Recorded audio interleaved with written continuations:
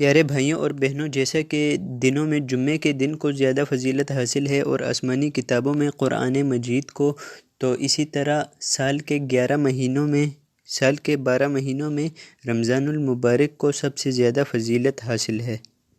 اور پیارے بھائیوں اور بہنوں، ماہ رمضان کو 3 حصوں میں بانٹا جاتا ہے۔ نمبر 1 رحمت، نمبر 2 مغفرت اور نمبر 3 نجات۔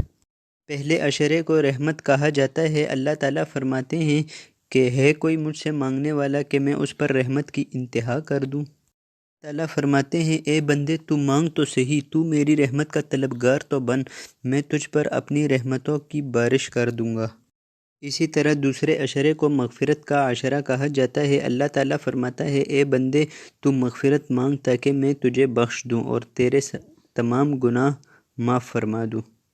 تو دوستو، ہمیں چاہیے کہ رمضان کے دوسرے عشرے میں اللہ تعالیٰ سے زیادہ ہم مغفرت طلب کریں، کیونکہ اللہ تعالیٰ بخشنے والا اور ہر چیز پر قادر ہے۔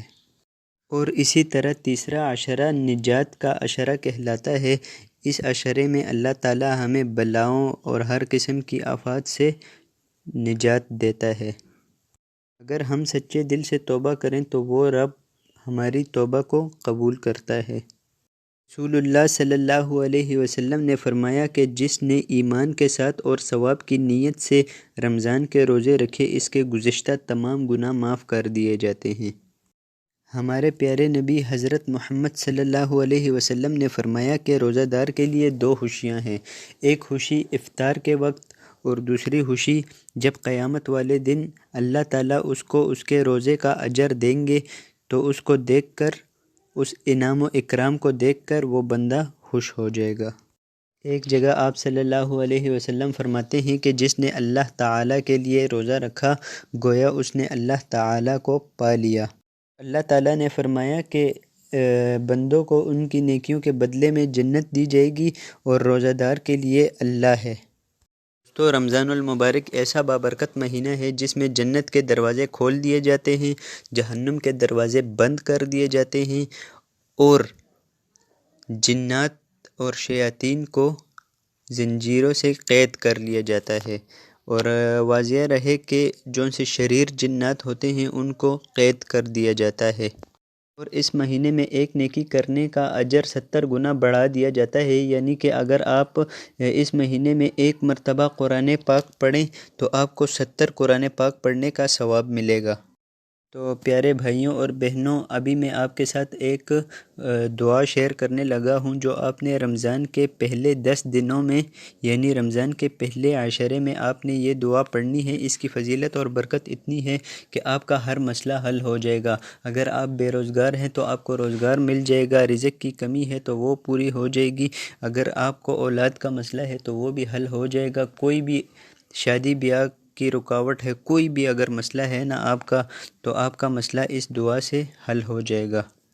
تو دوستو، دعا کی طرف جانے سے پہلے اگر ابھی تک آپ نے ہمارے چینل کو سبسکرائب نہیں کیا تو کر دیں، ساتھ موجود گھنٹی کے نشان کو بھی دبا دیں تاکہ ہر نئی آنے والی ویڈیو سب سے پہلے آپ کو مل سکے۔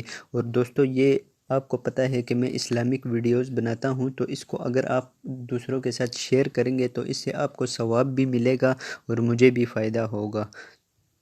تو چلیے چلتے ہیں دعا کی طرف۔ تو دوستو، یہ عمل جو میں بتانے جا رہا ہوں یہ آپ نے 1 رمضان سے شروع کرنا ہے اور 10 رمضان تک آپ نے اس کو جاری رکھنا ہے۔ تو دوستو، میں آپ کو 3 دعائیں بتانے لگا ہوں، اور تینوں دعاؤں کو آپ نے کرنا یہ ہے کہ 1 رمضان سے شروع کرنا ہے، اور تینوں کو آپ نے 100 مرتبہ پڑھنا ہے، یعنی کہ ایک دعا 100 مرتبہ، پھر دوسری دعا 100 مرتبہ، پھر تیسری دعا 100 مرتبہ، یعنی 300 پورا کرنا ہے۔ تو دوستو، عمل کرنے سے پہلے آپ نے اپنے پیارے نبی حضرت محمد صلی اللہ علیہ وسلم پر درود پاک کا نذرانہ پیش کرنا ہے۔ وہ آپ کی مرضی ہے، اگر آپ 3 مرتبہ پڑھنا چاہیں یا 7 مرتبہ، وہ آپ کی مرضی ہے۔ پھر دوستو، درود پڑھنے کے بعد آپ نے اللہم اغفر لی، اس دعا کو آپ نے 100 مرتبہ پڑھنا ہے، یعنی کہ ایک تسبیح، اللہم اغفر لی۔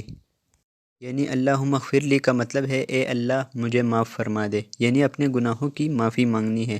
اور اس کے بعد جو دوسری آپ نے دعا کرنی ہے اس کو بھی 100 مرتبہ پڑھنا ہے۔ یہ یونس علیہ السلام کی دعا ہے، لا الہ الا انت سبحانک انی کنت من الظالمین۔ یہ بھی آپ نے 100 مرتبہ ہی پڑھنی ہے۔ اور اس آیت کے بارے میں کئی بزرگ یہ فرما چکے ہیں کہ اس میں اسم اعظم چھپا ہوا ہے۔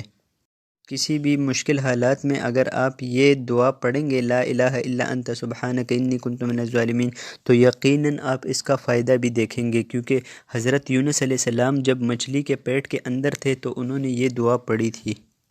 تیسری جو آپ نے دعا پڑھنی ہے اس کو بھی آپ نے 100 مرتبہ ہی پڑھنا ہے، اور وہ یہ ہے کہ لا حول ولا قوت الا باللہ۔